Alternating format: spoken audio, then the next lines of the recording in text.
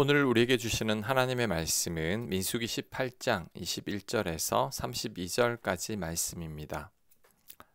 21절 내가 이스라엘의 11조를 레위 자손에게 기업으로 다 주어서 그들이 하는 일 곧 회막에서 하는 일을 갚나니 이후로는 이스라엘 자손이 회막에 가까이 가지 말 것이라. 죗값으로 죽을까 하노라. 그러나 레위는 회막에서 봉사하며 자기들의 죄를 담당할 것이요 이스라엘 자손 중에는 기업이 없을 것이니 이는 너희 대대의 영원한 율례라. 이스라엘 자손이 여호와께 거제로 드리는 11조를 레위인에게 기업으로 주었으므로 내가 그들에 대하여 말하기를 이스라엘 자손 중에 기업이 없을 것이라 하였노라. 아멘. 모든 이스라엘 백성들은 11조를 드려야 했습니다. 왜냐하면 그 11조로 레위인들이 살았기 때문이죠. 왜 레위인들은 백성들의 11조로 사는 걸까요? 왜냐하면 그들은 땅을 기업으로 받지 못했기 때문에 농사를 지을 수 없었습니다. 그래서 수입이 전혀 없었습니다. 또한 레위인들은 회막에서 봉사하는 것이 그들의 일이었습니다. 백성들의 죄를 사죄하는 제사 드리는 것과 연관된 일을 했죠. 결국 백성들을 위해 일하는 것입니다. 그래서 레위인들은 백성들을 위해 일을 하고 백성들은 레위인의 삶을 책임진 거죠. 11조로. 25절 여호와께서 모세에게 말씀하여 이르시되 너는 레위인에게 말하여 그들에게 이르라. 내가 이스라엘 자손에게 받아 너희에게 기업으로 준 11조를 너희가 그들에게서 받을 때에 그 11조의 11조를 거제로 여호와께 드릴 것이라.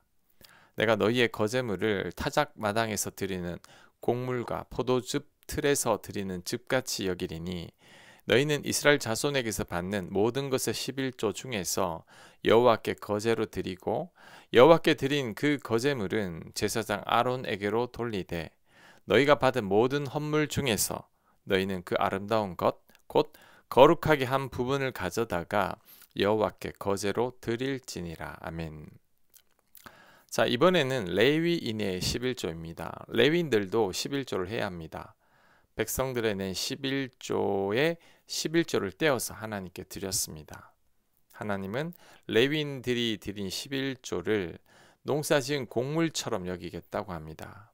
그리고 레위인들이 드린 11조는 제사장 아론에게 돌리라고 하셨습니다. 30절 이러므로 너는 그들에게 이르라. 너희가 그 중에서 아름다운 것을 가져다가 드리고 남은 것은 너희 레위인에게는 타작마당의 소출과 포도즙 틀의 소출같이 되리니 너희와 너희의 권속이 어디서든지 이것을 먹을 수 있으면 이는 회막에서 일한 너희의 보수임이니라. 너희가 그중 아름다운 것을 받들어 드린즉 이로 말미암아 죄를 담당하지 아니할 것이라. 너희는 이스라엘 자손의 성물을 더럽히지 말라. 그리하여야 죽지 아니하리라. 아멘. 11조를 드릴 때 아름다운 것을 드리라고 합니다. 즉 곡물 중에서 최상품을 드리라는 거죠. 쓰고 남은 것, 버리려던 것, 상한 것 이런 것들로 11조를 바치지 말라고 합니다. 그럴 때 죄가 되지 않는다고 합니다. 11조를 더럽히지 말라고 합니다. 성물이니 더럽히지 말라는 거죠. 자, 오늘 이 말씀을 우리 삶에 한번 적용해 보겠습니다. 오늘날도 11조를 해야 할까요? 오늘날도 해야 합니다. 왜요? 구약 시대도 아닌데 왜 해야 합니까? 우리 신앙을 위해서는 11조가 꼭 필요합니다. 느헤미야가 활동하던 때를 생각하면 됩니다. 느헤미야가 포로에서 귀환한 후에 종교개혁을 단행한 이유가 레위인들을 찾아볼 수가 없었기 때문입니다. 레위인들이 없어서 하나님께 제사를 드릴 수가 없었습니다. 그렇다면 레위인들은 다 어디로 갔나요? 먹고 살기가 힘드니까 다 흩어져 버린 거죠. 레위인들은 땅을 기업으로 받지 못했습니다. 이들은 이스라엘 12지파의 11조로 생활하면서 성전의 일을 했죠. 그런데 아무도 11조를 하지 않으니 레위인들이 먹고 살 길이 막막한 거죠. 그래서 다 떠나버린 겁니다.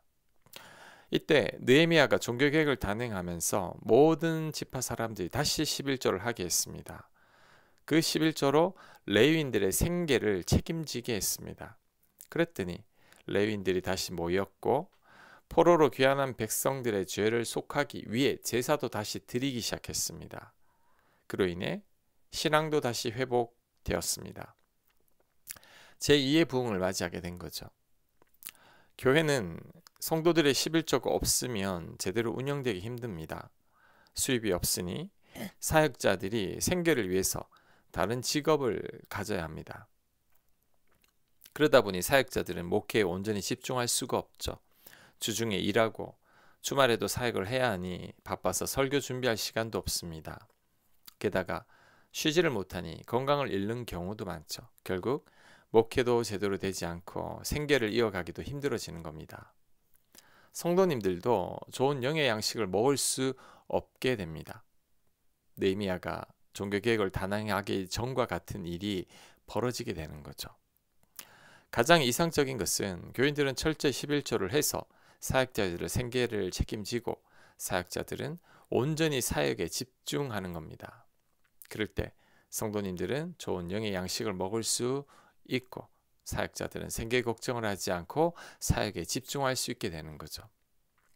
그래서 예수님께서도 11조를 드리라고 말씀했습니다. 누가복음 11장 42절입니다.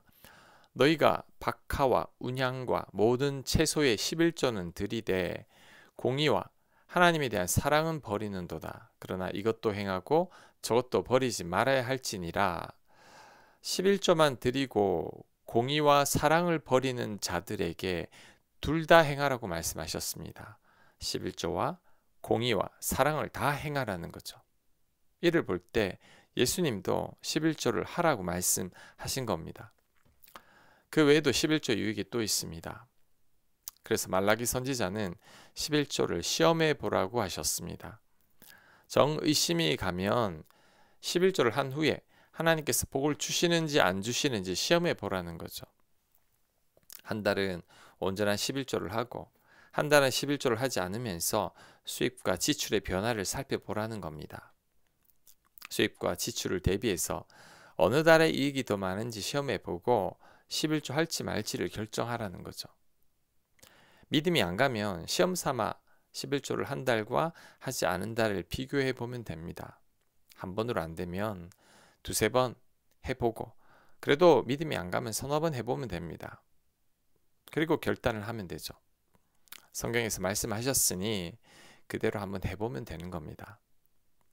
그리고 말라기 선지자는 온전한 11조를 하면 농사가 피해받지 않도록 하나님께서 보호해 주신다고 했습니다. 메뚜기가 곡식을 먹는 일이 없고 포도가 기한 전에 떨어지는 일이 없게 하신다고 했습니다. 아무리 농사를 잘 지어도 메뚜기 때가 한번 오거나 태풍이 불어서 포도 열매가 다 떨어지면 농사는 끝난 거죠. 비가 오지 않거나 비가 너무 많이 오면 농사가 흉년입니다. 이런 일이 없도록 막아주시겠다는 거죠. 수입이 많은 것만이 하나님의 은혜가 아닙니다. 지출에도 하나님의 은혜가 필요합니다. 허투루 돈이 나가는 경우가 많고 쓸데없이 과도한 지출이 있을 때가 많습니다. 필요한 곳에만 돈이 지출되게 하는 것도 하나님의 은혜입니다. 돈이 새지 않도록 막아주는 것도 하나님의 은혜입니다. 아무리 아껴도 큰 병을 얻게 되면 재산 다 날립니다. 큰 사고 한 번으로 모은 돈 다 없어집니다. 부도 나면 한 번에 일생 모은 재산이 없어지기도 하죠. 이런 일이 없도록 하시겠다는 것입니다. 그러니 11조를 이번 기회에 꼭 시험해 보시기 바랍니다. 11조 한 달과 11조 하지 않은 달을 비교해 보십시오. 한 번으로 의심이 간다면 두세 달 해보면 됩니다. 그리고 경험한 대로 하면 되죠. 또한 11조를 할 때 우리들의 믿음이 커집니다. 11조는 성도의 신앙 고백입니다. 11조는 돈이 우리를 보호하고 살리는 게 아니라 하나님이 우리를 복주시고 지키신다는 나의 신앙의 고백입니다. 그래서 하나님에 대한 믿음이 없이는 절대로 11조를 드릴 수 없습니다. 하나님께서 우리를 지키시고 돌보신다는 확신이 있는 자만이 수입의 10분의 1을 아까워하지 않고 드릴 수 있죠. 그래서 온전한 11조를 드리게 될 때 하나님을 반드시 경험하게 되고 그 경험으로 인해 내 믿음도 또 성장하게 되는 거죠. 11조에 대해서 세 가지 말씀을 드렸습니다. 11조를 통해 교회가 건강하게 운영되고 그로 인해 성도님들의 신앙도 자라게 됩니다. 또한 하나님께서 책임지심을 경험하게 되고 그래서 내 믿음도 자라게 됩니다. 의심스러우면 말라기 선지자의 말처럼 몇 달 시험해 보고 그 후 결단하면 됩니다. 순종을 통해 하나님의 놀라운 은혜를 경험하게 되시길 간절히 축원합니다. 아멘. 하나님 말씀에 순종해서 한번 시험해 보게 하옵소서. 11조의 유익을 우리가 경험할 수 있도록 역사하여 주시옵소서. 예수님 이름으로 기도합니다. 아멘.